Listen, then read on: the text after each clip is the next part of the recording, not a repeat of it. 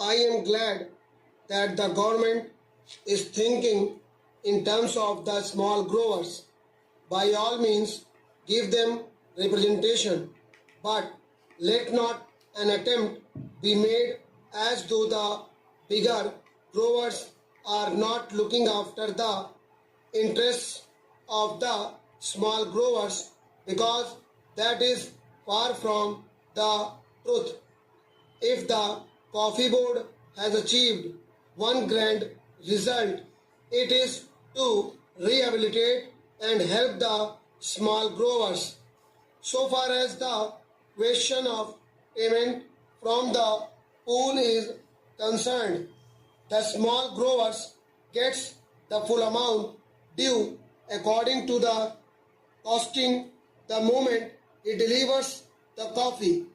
There is a separate method of costing and the whole amount is paid immediately, whereas in the case of the bigger growers it is not so.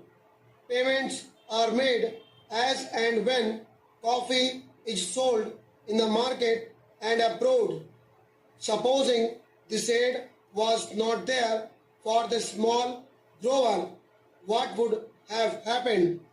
He would have had to make distress sales. He would have had to take whatever the market was able to offer, and he would not have had the benefit of export prices, which rule as much as 100% over and above the home prices. The price of coffee abroad is twice as much as it is in India.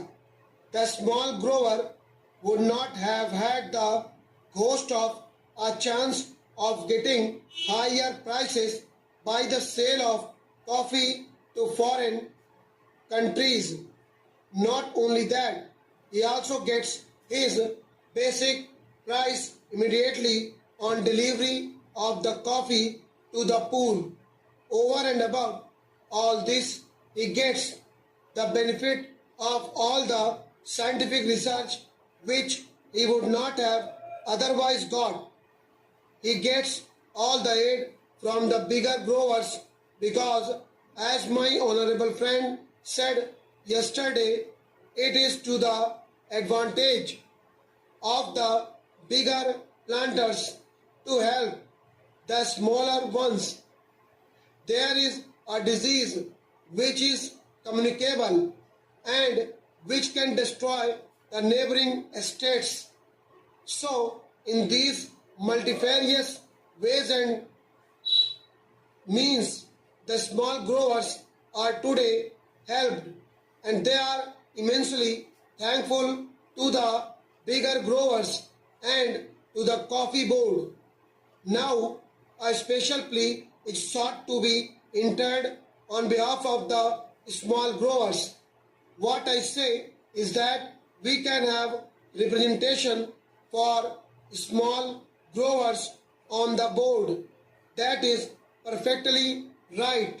But let there be no suggestion whatever to the effect that the cause of the small growers was neglected.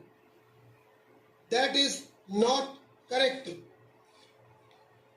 As regards financial aid, that is a state problem, that a union problem, and that is a problem for the whole of the country. In respect of all developmental activities, one thing I must say, and that is that there are obvious limitations for the small growers. Their creage is limited and they cannot spread beyond that.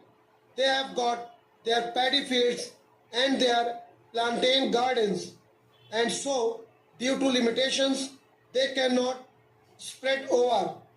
Any development of coffee means a large acreage, and that is not available to small growers. Even if they have got the capacity, it is very difficult for them to find forest lands nearby. It is not easily possible for any man to go over 50 miles and then take up a jungle. So the small growers have their own limitations. I am not going into that, but what I do say is that this idea introduced for the first time here in the parliament, that the interests of the small growers have got to be specially protected, is I submit a policy which will create a difference between the bigger grower and the small grower. I submit that there is no reason whatsoever to distrust the plantation industry and deny them the right to select their own representatives and to introduce the word nomination here. Why should we have nomination? If there is need for separate representation for the small growers, why should we not reserve a seat in each place for the small grower? That is the easiest and the best way to give representation to the small growers. This can easily be done, and therefore I submit that the words "are nominated" may kindly be deleted from the bill. I do not know whether the procedure would permit of it because there are certain difficulties, but in any case, if at least we get an assurance from my friend that these 12 are going to be elected, it would be something gained for a poor like me and for the industry. After the question of constitution of the board comes the question about the chairman. On that question, I hope, sir, that the House will kindly appreciate that for more than one reason it would not be the best arrangement to have a whole-time appointed chairman. There are two suggestions in this connection. My honorable friend's suggestion is that it must be an elected office as hitherto.